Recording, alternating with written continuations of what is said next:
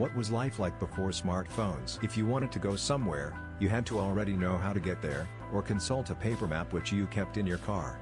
If you needed to call somewhere, a store, your bank, the vet, a car repair place, you had to look the number up. This could be on your desktop computer at home, or longer ago than that, in a phone book. If you had a random thought like when was air conditioning invented, or how far is it to Argentina, or how old is Dick Van Dyke, generally you would just keep wondering. You weren't used to being constantly entertained.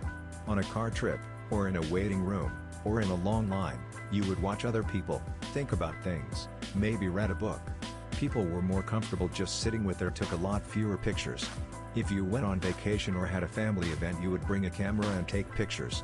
Then you would drop the film off at a store and get your pictures a few days later, an hour later if you wanted to spend a lot. You never knew till you picked them up if the shots were any good, or if someone's eyes were closed or your finger got in the way of the lens. They seemed to be so much longer. Felt like there was so much more time for things. Life was private. When I saw someone I hadn't seen for a long time, it was genuinely interesting to see how they were doing and the crazy adventure they had been living. Dang. I need to get rid of my smartphone. Life is honestly worse with one. These things are a fucking ball and chain. Stressful, no answering phone calls if not at home. Not feeling like you have to reply to text messages within 5 minutes. Leave a Jean answer phone, or note in letterbox. 2024 is quite exhausting lol. Left your bullies at school rather than taking them home with you. Before is more interesting and more enjoyable before smartphones took over. Have you ever tried to text someone without looking at your phone? Your muscle memory already knows what and where to type on your phone cause you already memorized which key you are going to press. Imagine texting your crush while on your class without being caught by your teachers that you are using your phone. Imagine that. Playing outside, we encountered and get to know different kind of kids with different personalities, which is a lot more enjoyable than knowing someone through phones and not getting a chance to meet them personally. It was simpler, people were more present in the moment and less distracted by constant notifications and screens. If you wanted to argue with someone, you had to find facts for your argument in books and newspapers.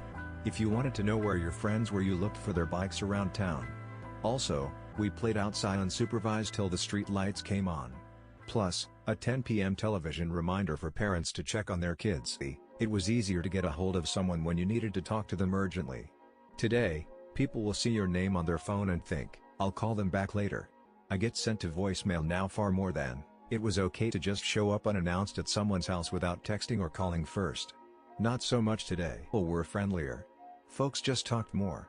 And personally, I read a lot more books back then. We talking life before smartphones? Or life before the internet? A lot of the comments seem to be answering the latter. Life in that 2000-2010 window where a lot of us had internet but not a smartphone wasn't all that much differently, honestly. More preparation.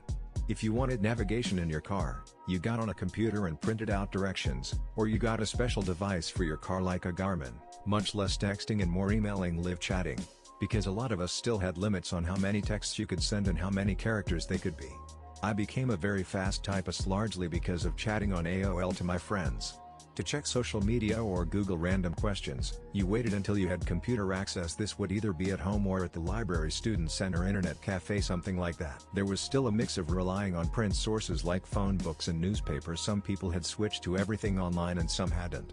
It was more common for a business not to have a web presence. Ordering online was still relatively new and you could still fill out the little form in the catalog and order by mail. I think my family switched over to online shopping around 2005-ish. It honestly wasn't that different, just more tethered to home or wherever you could find a computer. Resources were a bit more scattered. I liked it, and as much as I do enjoy my smartphone now, I wouldn't mind going back to that era. It felt like a good balance of having information available without always being in your face. That said, having smartphones be so powerful and so inexpensive has transformed the way billions of people in developing countries can access education and the global economy, so I wouldn't really want to go back in time. Phone came out the year before I graduated HS and, honestly, before everyone had a camera in their pocket, everyone was excited to be on camera. Just check out any nostalgia videos of high schools in the 2000s and you'll see. We were all stoked to be on camera, we didn't fuss about what we looked like beforehand, we just hopped in. I remember being excited to get home and hop on my PC to message my friends on AIM and thinking to myself, wouldn't this be so cool if I could do it for my phone? Of course texting was a thing and there was an AIM to phone method. But texting sucked because of the number pads and it cost money per text. Honestly, I was always obsessed with the newest tech thing back then. Now I'm not. Technology has stagnated, especially in the phone realm. Everything looks like the same candy bar. I miss those days. Used telephone books to find people's phone numbers, then called their house and awkwardly spoke to their dad and asked if the person you wanted to talk to could come to the phone. If you had to meet up somewhere, and one person was late, hopefully they could get to a payphone there were everywhere and call home to leave a message with a person who could relay it to you when you called to check on them. A 40-year-old, I lived through payphone, landlines, beepers, flip phones, and smart life was made significantly easier by being a loser. Got lost a lot, but by being lost found some really amazing places that I probably wouldn't have visited or even heard of otherwise. While having instant access to maps on the phone is useful, it was great to just randomly find somewhere cool, much more peaceful. No compulsion to check social media. Bullying from schoolmates stopped when you entered your flip side, however. We got stuck more than once in a dead car and had walk a long way to get help.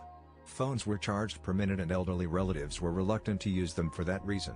I missed my grandfather's passing because it took a while to get in touch with me when he was rushed to the "it's not all bad" for conversations, not people staring into a screen. Have a laugh or cry or argue without people filming it. Nights out weren't selfies and constant picture taking. We'd dance, get drunk and fall over without the fear of being plastered all over social. Before smartphones were great. Get to talk to people personally and you see the sincerity of a person, and that feels so awesome. More activity rather than just sitting down stare at phone like we do now. This is going to be a boomer answer, but you were more in the moment. You recognize things going on around you. There were fewer distracted driving accidents. Strangers interacted with one another. Have access to see what horrible thing was happening everywhere in the world.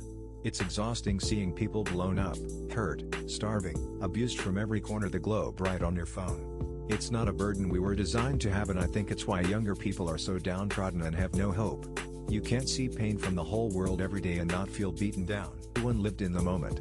There was no social media. There was no taking videos you never watch anyway. People didn't spend their time fiddling with them over drinks or at dinner. I remember people being more sociable. If you were sitting on a bus, the person beside you would often strike up a conversation.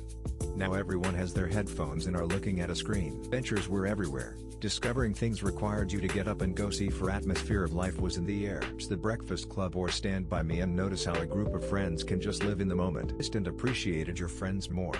There was no instant access to them. Fine. You'd pick it up and ring someone. No wasted hours scrolling and no bad neck. I remember before mobiles, again, life was fine because we didn't know what we didn't have.